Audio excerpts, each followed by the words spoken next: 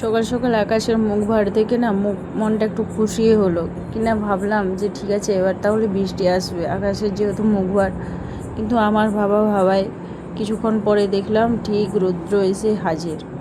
তো আর বৃষ্টি হলো না, গরমই থাকতে হলো। এদিকে সকালে রান্না বসিয়ে দিয়েছি। এখন আমার সকাল সকালে খুব সকালে রান্না হয়, ঘুম থেকে উঠে আমাকে আগে রান্না করতে হয় দুপুরের খাবারের মতো। তো সকালে যেহেতু রান্নাটা করে নিলাম ভোর ভোর। আর আজকে জলখাবারে খেয়েছিলাম আমরা ছাতুর শরবত, তাই জলখাবার এক্সট্রা করে বানাতে হয়নি। এদিকে ছেলে দেখছি নতুন বর পেয়ে বিশাল খুশি, ও বল নিয়ে খেলছে। তুমি খেলো এখানে একটু।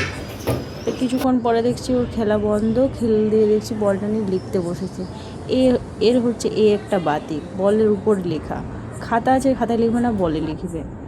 তারপর এই যে দীর্ঘ অপেক্ষার অবসান, এই মুড়ির জন্য পিত্তেশ হয়ে বসেছিলাম, কখন আসবে মুড়ি। আর এখানের এই যে এই মুড়িগুলো কী বাজে ক্ষেত্রে, এখানে মুড়ি বলে না, এখানে এরা বলে মুমড়া। হ্যাঁ, মুমড়া বলে, মুড়টাকে মুমড়া বলে। আর যেমন মুমড়া তেমনি তার খেতেও মুমড়া, মুখ যেন এবারে মুমড়ে যায়, ভালো লাগে না খেতে, খুব বিস্তার খেতে। তো এই জন্য এখানে মুড়ি আমি একদমই খেতে পারি না, একদম ভালো লাগে না মুড়িটা। পাওয়া যায় না নয়, পাওয়া যায়। তো ওই জন্য আমি ওখান থেকে মানে আমাদের পশ্চিমবঙ্গ থেকে আনা করিয়েছি মুড়ি। থেকে ছেলে দুপুরবেলায় খেয়ে দিয়ে ওকে বলেছি একটু পড়াশোনা করো, তুমি পড়ো, আমি ঘুমোই। আমার প্রচণ্ড ঘুম পাচ্ছিল, সকালে উঠেছি বলে। তো ছেলে বই নিয়ে বসেছি, যেরকম আমি পাশে শুয়েছিলাম।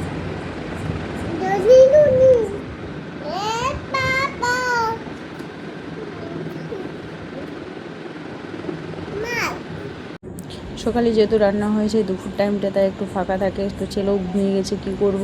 তো আজকে সেই জন্য বানিয়ে নিয়েছিলাম এই নিমকি বানিয়েছিলাম আর সিঙ্গাড়া বানিয়েছিলাম। তো বানাতে জানলে যা হয় আর কি, বানিয়ে খেতেই তো মজা, খাওয়া ছাড়ার কাজেই কী বানিয়েছি। ঘুম থেকে উঠে ছেলেকে জিজ্ঞেস করলাম, বলো তো বাবা এগুলো কি বলো? নিমকি। আর ওটা সিঙ্গাড়া, পকোড়া না, সিঙ্গাড়া। তাহলে কি বানিয়েছি? আর নিমকি।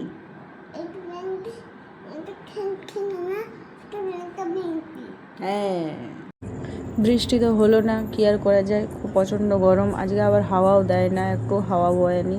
তো ছেলেকে নিয়ে বললাম চলো আমরা মন্দিরে গিয়ে বসি, মন্দিরে যাই। ওই জন্য ছেলেকে নিয়ে রাস্তায় বেরিয়ে পড়লাম মন্দিরের উদ্দেশ্যে।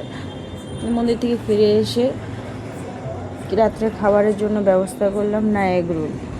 তো আজকে রাত্রের খাবার এটাই, রাত্রে খাবার হবে, বিকেলের খাবার, সন্ধ্যের খাবার আর রাত্রের খাবার এই একটাই, এগরোল। তো ছেলে বলছে মা আজকে কী বানাচ্ছ রাত্রে? আমি বললাম বাবা আজকে ডিম পরোটা বানাচ্ছে। বলছে ডিম পরোটা? আমি বলি হ্যাঁ ডিম পরোটা।